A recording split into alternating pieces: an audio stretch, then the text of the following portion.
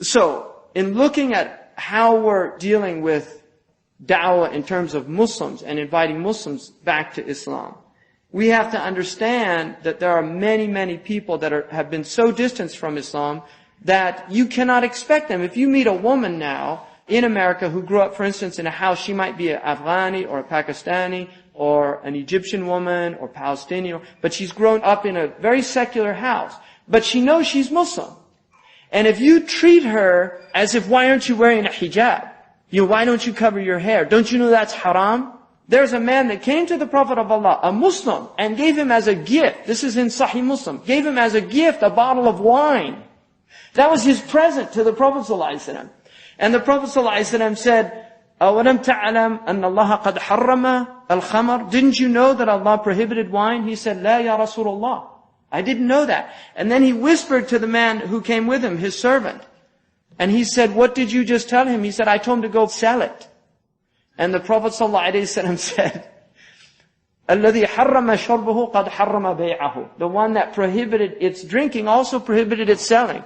And he said, oh, in that case, go dump it out. Now, the Prophet ﷺ didn't say to him, what's wrong with you? How dare you bring me a bottle of wine as a gift? I mean, you might invite a very secularized Muslim to your house and he comes with a bottle of wine as a gift. And there's Muslims that would say, A'udhu billah, go to hell or something, and slam the door on them. That's not what the Prophet ﷺ did. That's not how he treated that person, because he was looking at the level of the person's knowledge and consciousness.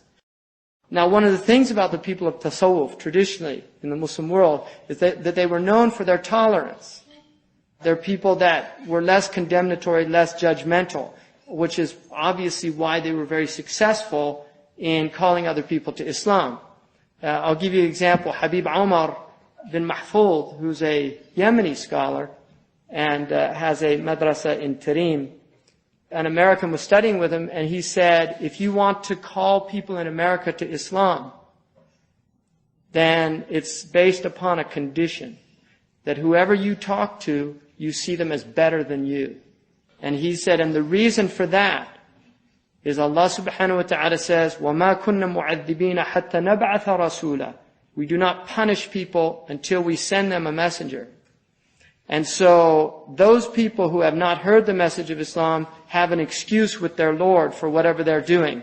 Whereas any of your disobedience, you have no excuse.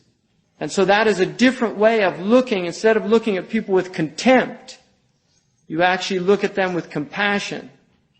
Instead of seeing them as your enemies, you see them as your potential friends and brothers. And that's what the Quran says, عَسَى اللَّهُ أَن يَجْعَلَ بَيْنَكَ وَبَيْنَ الَّذِينَ عَدَيْتُم مِّنْهُم مَوَدَّةً وَاللَّهُ قَدِيرٌ وَاللَّهُ غَفُورٌ رَحِيمٌ. Perhaps God will put between those that you now feel animosity or enmity towards, put between you and them love. And Allah is all-powerful. And Allah is forgiving and merciful. And Allah subhanahu wa ta'ala, when He said to the Prophet, لَيْسَ لَكَ مِنَ الْأَمْرِ شَيْءٍ, you have nothing to do with this. If Allah wants to guide them or forgive them, that's His business. In other words, the people that were treating Him the worst at that time. Now, the worst aspect of arrogance, the very worst quality that is in arrogance, is that those who display arrogance are completely deprived of the signs of Allah subhanahu wa ta'ala. Allah says in the Quran that He will asrifu an ayati. I will divert my signs. Asrifu ayati an alladhina yatakabbaruna fil ard bighayr al-haq. Those who are arrogant without any right to be arrogant. وَإِن يَرَوْا كُلَّ آيَةٍ لَا يُؤْمِنُوا بِهَا. If they see every sign, they won't believe in it. وَإِن يَرَوْا سَبِيلَ الرُّشْدِ لَا يَتَّخِذُوهُ سَبِيلًا. If they see the clear path, if they see guidance, they won't take that path. وَإِن يَرَوْا سَبِيلَ الْغَيِّ يَتَّخِذُوهُ سَبِيلًا. And if they see the path that deviates from the truth, that takes people away, they will take it as a path. Why?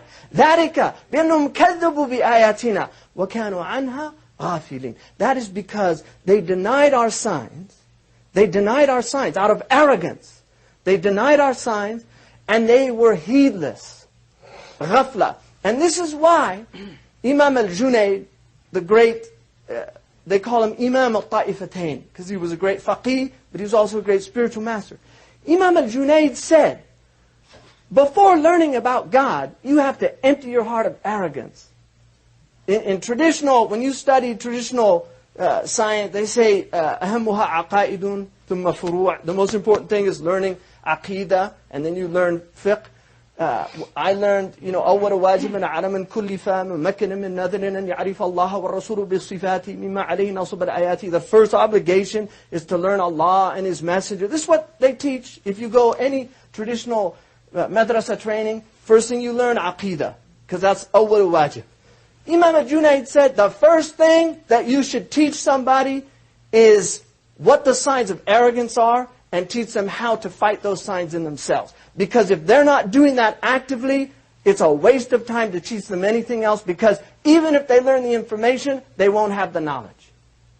They won't have the knowledge. Arrogance is a disease.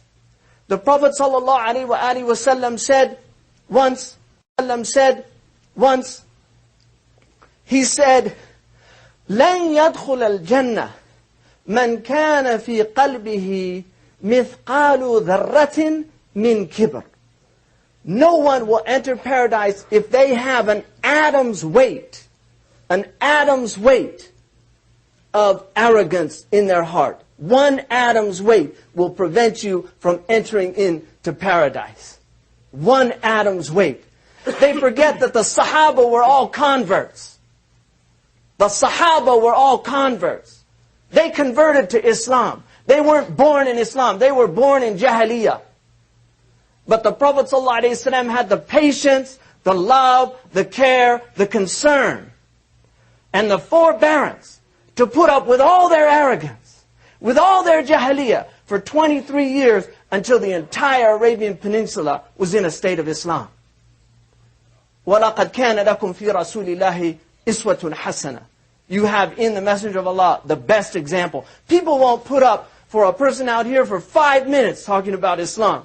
The Prophet put up with Abu Sufyan for almost 20 years fighting him, but still calling him to Islam until he finally became Muslim. And when he entered into Mecca, even though Abu Sufyan had fought him all those years, he honored Abu Sufyan. مَنْ دَخَلَ بَيْتَ أَبُو سُفْيَانَ كَانَ آمِنًا. Whoever enters into the house of Abu Sufyan is in a state of security.